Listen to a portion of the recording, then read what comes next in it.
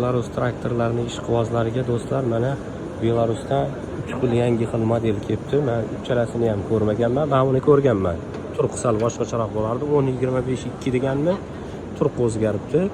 Men bu 2022 3 degan modelni to'g'risi ko'rmaganman. Juda chiroyli ekan, yaxshi chiqqan. Bilmayman endi bu Xitoy analog emasmi, Xitoy kopiyasi emasmi, u to'g'risida ma'lumotim yo'q. Lekin yaxshi chiroyli traktorlar chiqaribdi mana. Mana shu videoni o'sha qishloq xo'jalik texnikasiga ishqiboz bo'lgan, qiziqadigan do'stlarga jo'natib qo'yinglar mana. Mana bu baloni 2 talik ekan.